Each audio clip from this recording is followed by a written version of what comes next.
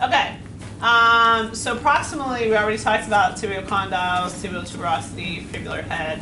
You can pretty much, and then we didn't spend a whole lot of time on it, but just be aware that there is a proximal tibiofibular joint where the lateral tibial condyle and the fibular head connect. It's pretty tight. It just basically allows pistoning of the fibula to go up and down. It has an anterior and a posterior tibiofibular ligament. And then when you come down, you have the crest of the tibia all the way down to the medial malleolus. The fibula pretty much just is the shaft of the fibula all the way down to the lateral malleolus. So far, so good? Very good. Okay. Once you get in between the medial and lateral malleolus, that's where you'll palpate through all these strong tendons, which we'll get to in a little bit, is the head of the talus. You can get it more with plantar flexion, it'll pop out.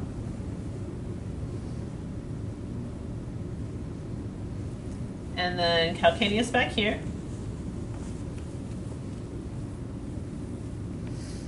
And on the medial side of the calcaneus, kind of where the talus sits, there's this bump. That bump is the sustentaculum tali. It's basically where the talus sits on the calcaneus on the medial side.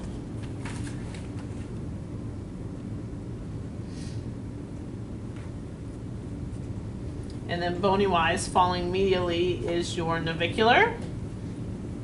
And the bump on the navicular is your navicular tubercle. It's pretty much the keystone to the apex of your arch. Your medial longitudinal arch. Okay.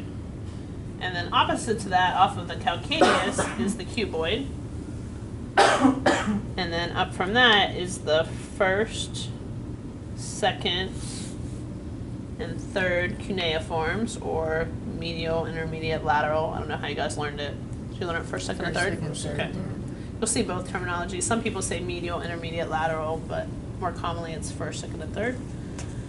And then you have your metatarsals. The fifth metatarsal has this extra little projection at the bottom, is the base of your fifth metatarsal.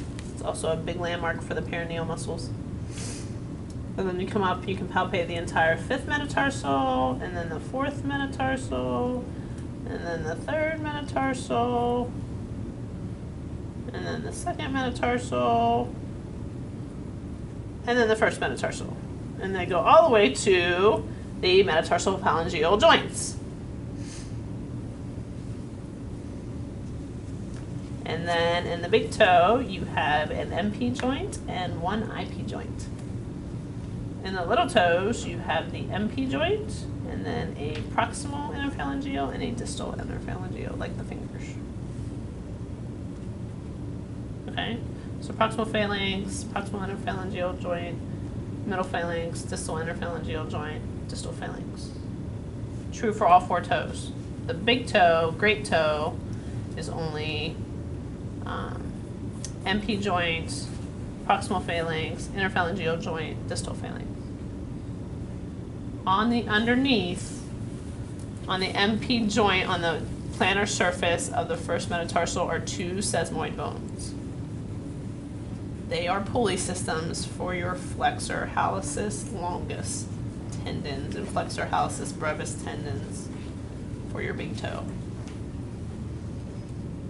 Just like your thumb has them, your toe has them. Okay. Location-wise, the ankle joint, also known as the talocrural joint, is the articulation between the dome of the tibia and fibula with the head of the talus. That's what your ankle joint proper, or your talocrural joint. That's where dorsiflexion and plantar flexion happen. Sagittal plane, frontal axis, pretty much. Subtalar joint is the joint between your talus and your calcaneus. It has this funky oblique axis, like he showed if I stuck a rod this way. It's a very oblique axis that creates inversion and eversion. And that at your tarsal and your tarsal joints, your mid-tarsal joints, and your tarso-metatarsal joints, so your midfoot joints, can create some forefoot ab and adduction.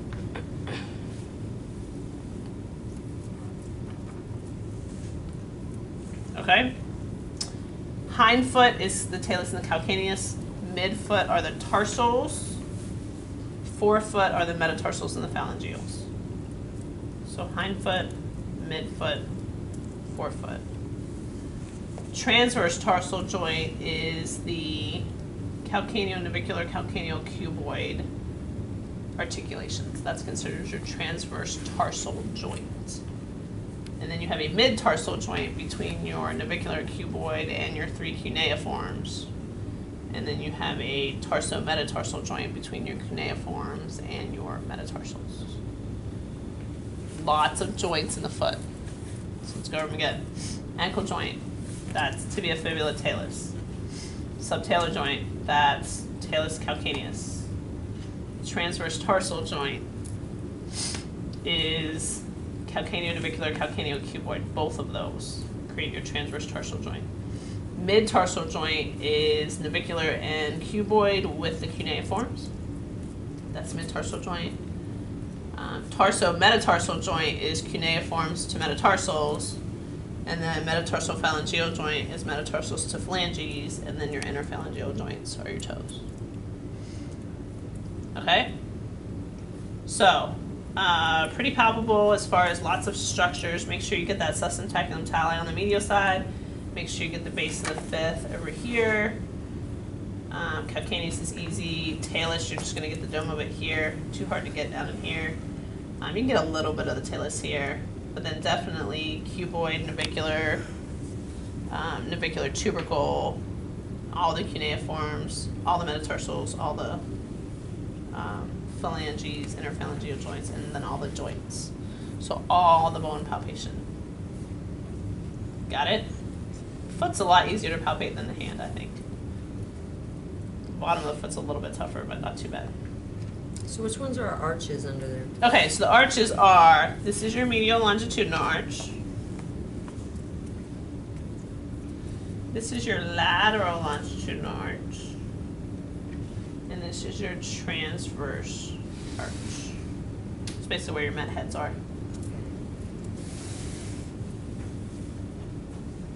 Okay, so medial longitudinal, lateral longitudinal, metatarsal or transverse arch. Okay?